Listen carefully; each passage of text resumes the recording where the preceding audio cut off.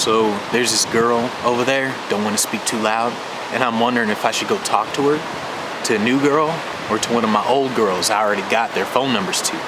This is similar to a question I was asked the other day, and it's basically, should you contact new events or should you follow up with old events? Which one should you do? So the answer is actually really simple. The basic answer is both. The problem that speakers have is more time in general. So what happens is, in the beginning, you start contacting events. You go into overload. You're just freaking beast mode, and then you just contact a gang load of events, and then they start responding to you. You're like, oh my goodness, they responded. So they start responding to you. Now you respond to them, but then you wonder, should I spend more time following up, or should I spend more time finding and contacting new events? Which one should I do? You are gonna do both. This is why it's so important to have a sales cadence and a lead score. And this is why I keep talking about the two in all these videos. The sales cadence lets you know in terms of your daily activities. It tells you, hey, I should be on day number 1, I'm gonna send out an email. If they don't respond, day number 4 is gonna send them a follow-up. If they don't respond, day number 10 is gonna send a follow-up. That's what a sales cadence does. It tells you, basically, here's what you're gonna do, your workflow. The lead score, as you're talking to events, the lead score, you're check marking this thing off, it tells you, hey, these events are more qualified than these events. So you're gonna spend more time talking to these events than you are these events. And so this is why you have to do those two things as you're actually contacting and responding to these events. So here's what you do. As you're actually contacting these events, you're gonna get responses. When you respond, you're check marking that lead score. If it's a really bad lead score, if you see it's a conference, that's a bad thing. Conferences, they don't pay a damn thing. So if you see it's a conference, and you see all these other negative lead scores, then what you do is you spend less time following up with them. And then obviously more time following up with the good guys, the people who are like, damn, they're more likely to pay me, right? And so that's what you're really doing. What you have to do is you have to schedule your days on when you're gonna find events, when you're gonna contact events, and when you're gonna respond to events. That's what you have to do. And the whole following up, which one should you follow up with, or should you follow up, or should you get new events, you're doing both, but once again, it just comes down to using that lead score so you know which ones to follow up with and which ones to ignore. So here's an example. When I'm contacting, let's say I talk to a conference, I have no problem messaging a conference, but I do have a problem following up with them. I won't follow up with them nearly as much. Maybe one follow-up, that's it, if that. And on top of that, when I pitch them, sometimes it'll just be a literally copy and paste pitch. I won't customize a pitch, nothing. Because once again, they're not qualified enough to spend a lot of time on them.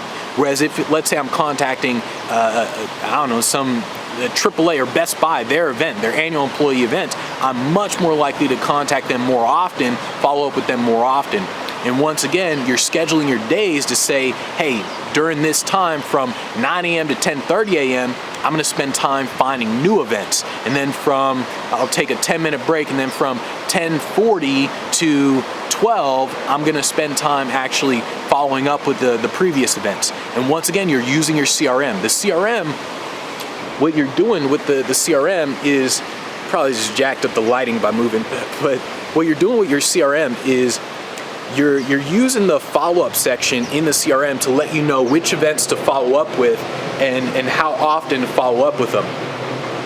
So in your CRM, what you should be doing is every time you contact an event, every time you respond to them, you set a follow-up date inside of that CRM. So hopefully your CRM, not hopefully, I know your CRM, doesn't matter which CRM you use, your CRM is gonna allow you to set a follow-up date. So as soon as you say, let's say you pitch them, you say, I'm the greatest speaker in the world, you thought Tony Robbins was good, I'm way better times 10 times a million. And so you pitch that way. And then as soon as you respond, the very next thing you do is you set a follow-up date inside of your CRM to tell you what date to follow up with them. This is only if you don't have an email software that automatically follows up. So if you have an email software like Mailshake or Yesware, one of those things, it'll automatically follow up with them if they don't respond. But once again, you have to combine the lead score with the sales cadence with your follow-up inside of your CRM in order to actually know, should I follow up with new events or old events or what? You're doing both. You just have to know how to schedule your days the right way. And so, once again, guys, if you really need help with all this stuff, join the Speak Pro Academy. Go to speakproacademy.com. That's where I really help you guys with scheduling all this sort of stuff. If you just want to join the newsletter, speakinglifestyle.com, if you're not already on the newsletter, then that's where you'll get all these videos about all this information. You guys need to step up your game, man.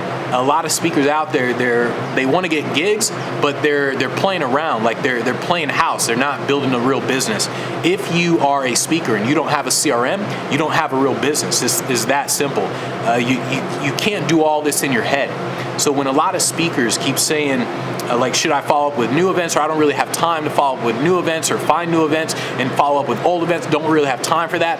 What are you doing? Like, when people tell me that, I'm thinking, like, what the hell are you doing?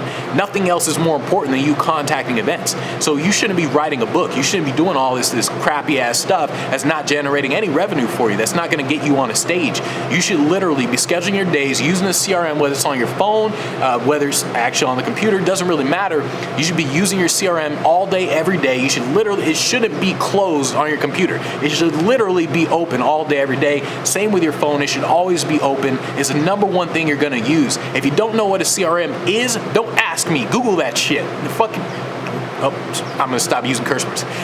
Go to YouTube, type in what is a CRM. Like, you guys got to start building real businesses and stop acting like these wannabe speakers inside of these little groups. Everybody's acting like they're trying to get gigs, getting booked and everything. They don't actually have a real business because they don't know what the hell they're doing. You got to know what you're doing. Start using a CRM. Start using a sales cadence. Start using a lead score. Start following up inside of your CRM. Start building a real damn business and stop acting like stop playing house. Build a real business.